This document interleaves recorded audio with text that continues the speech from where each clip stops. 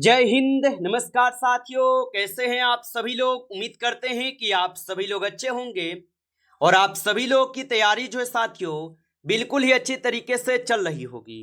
तो साथियों, आज की इस क्लास में हम सभी लोग जो है MPESB हॉस्पिटल असिस्टेंट एग्जाम 2026 के लिए जो है टॉप ऐसे इंपोर्टेड और चुनिंदे प्रश्नों को देखेंगे जो कि साथियों आपके एग्जाम के लिए काफी इंपोर्टेंट है।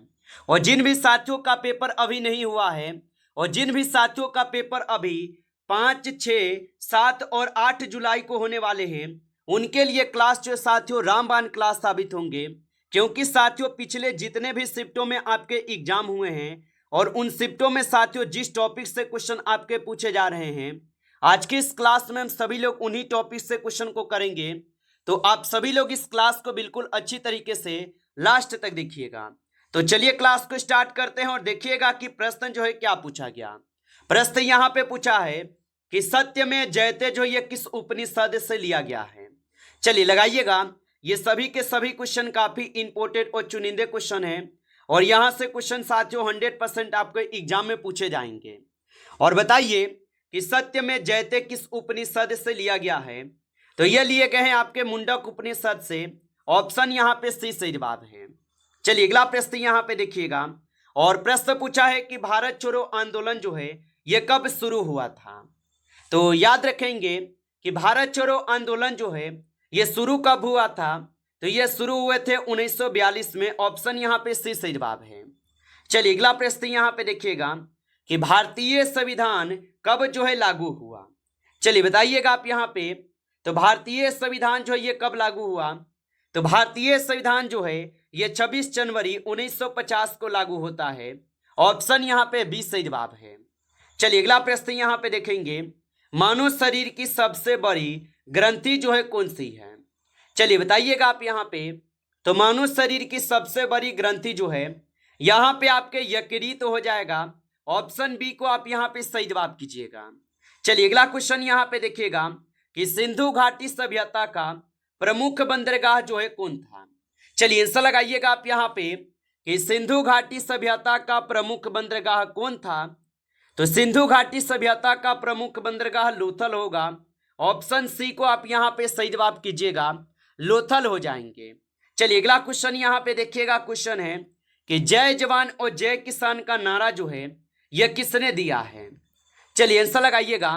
तो जय जवान और जय किसान का नारा लाल बहादुर शास्त्री के द्वारा दी जाती है।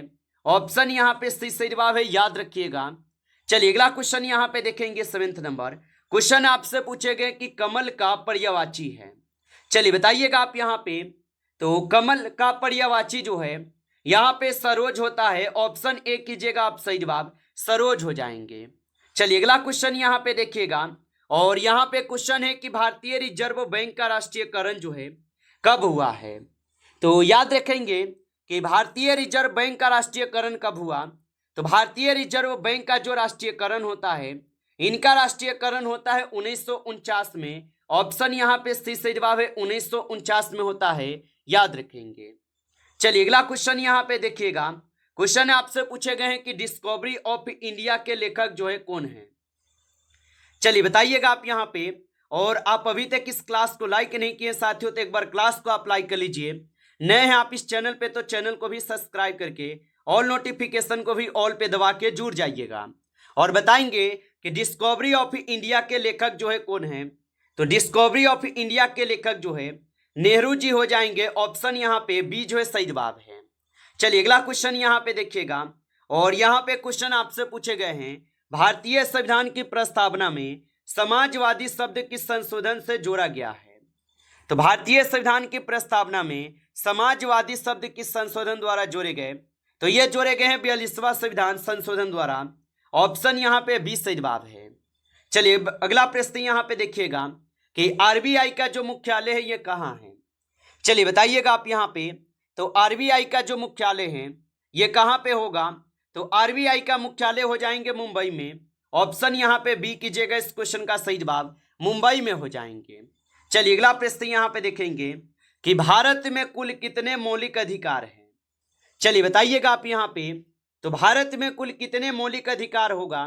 तो भारत में कुल 6 मौलिक अधिकार होगा। ऑप्शन यहाँ पे बी जो है सही जवाब है, 6 मौलिक अधिकार होगा। चलिए अगला प्रश्न यहाँ पे देखेंगे कि भारत का राष्ट्रीय जलीय जीव जो है कौन है। चलिए बताइएगा आप यहाँ पे, तो भारत का राष्ट्रीय जलीय जीव कौन है। तो भारत का राष्ट्रीय जलीय जीव डॉल्फिन हो जाएंगे। ऑप्शन बी को यहाँ पे सही जवाब करेंगे, डॉल्फिन होगा। चलिए अगला प्रश्न यहाँ पे है कि गीतांजलि के लेखक जो है कौन है। चलिए बताइएगा आप यहाँ पे, तो गीतांजलि के लेखक कौन होगा। तो गीतांजलि के लेखक हो जाएंगे आप सभी लोग के यहाँ पे रविंद्रनाथ टैगोर। ऑप्शन यहाँ पे आपका जो है सही जवाब है, रविंद्रनाथ टैगोर होगा। आप अच्छे से इनको याद करते चलिए। और अगला प्रश्न यहाँ पे देखेंगे, रक्त का जो लाल रंग है यह किसके कारण होता है। तो रक्त का लाल रंग किसके कारण होता है।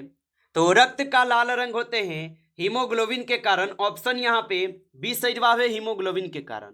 चलिए अगला प्रश्न यहाँ पे देखेंगे, और यहाँ पे प्रश्न है कि 1905 में बंगाल विभाजन किस वायसराय ने किया था। तो 1905 में बंगाल विभाजन किस वायसराय ने किया। तो याद रखेंगे ये किए थे आपके लॉर्ड कर्जन। ऑप्शन ए यहाँ पे सही जवाब है, लॉर्ड कर्जन के द्वारा किए गए। चलिए अगला प्रश्न यहाँ पे देखेंगे, भारतीय संविधान का कौन सा अनुच्छेद शिक्षा के अधिकार से संबंधित है। तो भारतीय संविधान का कौन सा अनुच्छेद है जो शिक्षा के अधिकार से संबंधित होगा। तो अनुच्छेद 21A जो है ये शिक्षा के अधिकार से संबंधित अनुच्छेद है। चलिए अगला प्रश्न यहाँ पे देखिएगा, भारत का पहला जो है यहाँ पे उपग्रह कौन था। चलिए बताएंगे आप यहाँ पे, तो भारत का पहला उपग्रह कौन था। तो भारत का पहला उपग्रह जो है आर्यभट्ट होगा। ऑप्शन बी कीजिएगा सही जवाब, आर्यभट्ट होगा। चलिए अगला प्रश्न यहाँ पे देखेंगे, और यहाँ पे प्रश्न है कि पंचायती राज्य व्यवस्था जो ये कितने स्तरों की होती है। तो पंचायती राज्य व्यवस्था कितने स्तरों की होती है। तो पंचायती राज्य व्यवस्था जो है ये 3 स्तरों के होते हैं। ऑप्शन यहाँ पे बी सही जवाब है। चलिए अगला प्रश्न यहाँ पे देखेंगे कि डीएनए का पूर्ण रूप है। चलिए बताइएगा आप यहाँ पे कि डीएनए का पूर्ण रूप क्या होता है। तो डीएनए का पूर्ण रूप होता है डीऑक्सीराइबो न्यूक्लिक एसिड। ऑप्शन यहाँ पे आप लोग का जो है बी सही जवाब हो जाएंगे। आप अच्छे से इनको याद रखेंगे। चलिए अगला प्रश्न यहाँ पे देखेंगे, और यहाँ पे प्रश्न पूछा है 20 नंबर कि पृथ्वी का एकमात्र प्राकृतिक उपग्रह है। तो पृथ्वी का एकमात्र प्राकृतिक उपग्रह जो है यहाँ पे कौन होगा। तो याद रखेंगे यहाँ पे चंद्रमा हो जाएगा। ऑप्शन सी सही जवाब है, चंद्रमा होगा। आप अच्छे से इनको जो है याद कर लीजिएगा। चलिए अगला प्रश्न यहाँ पे देखेंगे, और यहाँ पे 21 क्वेश्चन पूछे गए। क्वेश्चन है आपसे कि संविधान का संरक्षक जो है कौन है। तो संविधान का संरक्षक जो है कौन है। तो संविधान का संरक्षक होते हैं सर्वोच्च न्यायालय। ऑप्शन यहाँ पे सी जो है सही जवाब होगा, सर्वोच्च न्यायालय होते हैं, याद रखेंगे। चलिए अगला प्रश्न यहाँ पे देखिएगा कि जल का रासायनिक जो है सूत्र क्या है। तो जल का रासायनिक सूत्र क्या होगा। तो जल का रासायनिक सूत्र होता है H2O। ऑप्शन यहाँ पे आपके जो है 20 सही जवाब दिए गए हैं, H2O हो जाएगा। चलिए अगला प्रश्न यहाँ पे देखेंगे, ऋग्वेद में सर्वाधिक वर्णित नदी कौन सी है। तो ऋग्वेद में सर्वाधिक वर्णित नदी कौन सी है। तो ऋग्वेद में सर्वाधिक वर्णित नदी जो है यहाँ पे हो जाएंगे आप सभी लोगों का सरस्वती। ऑप्शन सी कीजिएगा, सरस्वती होगा। चलिए अगला प्रश्न यहाँ पे दिए गए, मानव शरीर में सबसे छोटी हड्डी जो है कौन सी है। तो मानव शरीर में सबसे छोटी हड्डी जो है यहाँ पे स्टेपस की हड्डी होगा। ऑप्शन ए करेंगे आप सही जवाब, स्टेपस की हड्डी है। आगे देखेंगे अगला प्रश्न यहाँ पे है, भारतीय संविधान का कौन सा भाग मौलिक अधिकारों से संबंधित है। तो भारतीय संविधान का कौन सा भाग मौलिक अधिकारों से संबंधित है।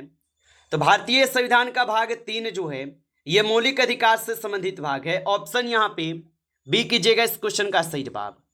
चलिए अगला प्रश्न यहाँ पे देखेंगे, और यहाँ पे प्रश्न पूछे गए हैं 26 नंबर कि रक्तचाप मापने के यंत्र को क्या कहते हैं। तो रक्तचाप मापने के यंत्र को क्या कहते हैं।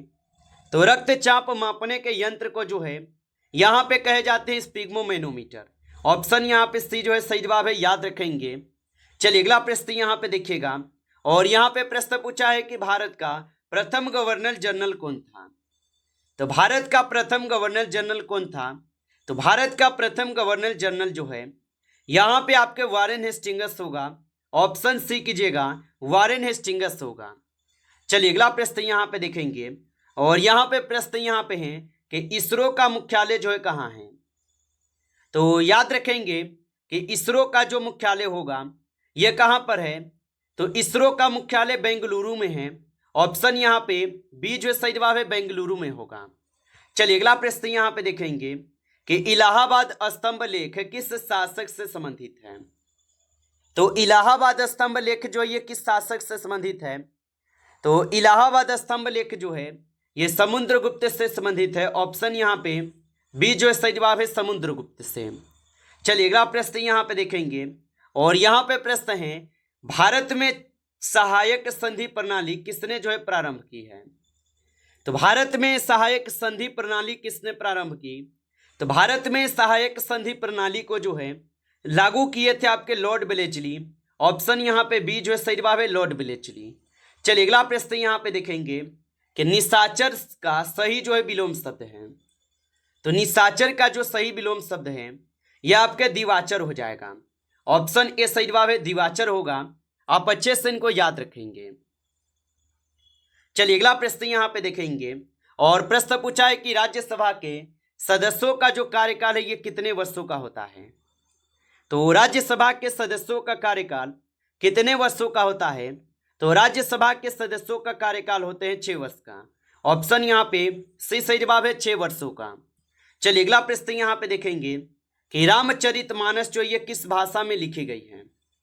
तो रामचरितमानस किस भाषा में लिखे गए, तो रामचरितमानस लिखे गए हैं आपके अवधी भाषा में। ऑप्शन बी को सही जवाब करेंगे, अवधी भाषा में लिखे गए हैं। आप अच्छे से इनको याद रखेंगे। चलिए अगला प्रश्न यहाँ पे देखिएगा, और यहाँ पे प्रश्न आपसे पूछे गए पृथ्वी की आयु जो है लगभग जो है ये कितनी मानी जाती है। तो पृथ्वी की आयु लगभग कितनी मानी जाती है, तो पृथ्वी की जो आयु है ये लगभग 4.6 अरब वर्ष माने जाते हैं। ऑप्शन यहाँ पे बी जो है सही जवाब होगा। आगे देखेंगे अगला प्रश्न यहाँ पे दिए गए 35 नंबर, और प्रश्न है कि भारत का पहला परमाणु परीक्षण जो ये किस नाम से किया गया था। तो भारत का पहला परमाणु परीक्षण किस नाम से किए गए, तो ये किए गए थे आपके स्माइलिंग बुद्धा के नाम से। ऑप्शन यहाँ पे बी जो इस क्वेश्चन का सही जवाब है, याद रखेंगे। नमस्कार साथियों, इस क्लास में आपके टॉप 35 क्वेश्चन थे जो काफी इंपॉर्टेंट क्वेश्चन थे। साथियों यदि आपको क्लास अच्छा लगा हो तो क्लास को आप लाइक करेंगे। नए हैं आप इस चैनल पे तो चैनल को सब्सक्राइब करके ऑल नोटिफिकेशन को भी ऑल पे दबा के जुड़ जाइए, जिससे कि जब भी कोई नई क्लास हो सबसे पहले क्लास का नोटिफिकेशन जो है आपके पास पहुंच सके। तो आप इस चैनल को सब्सक्राइब कर लीजिएगा। चलिए फिर मिलते हैं आपसे एक नेक्स्ट टॉपिक के साथ नेक्स्ट क्लास में। तब तक के लिए जय हिंद, जय भारत।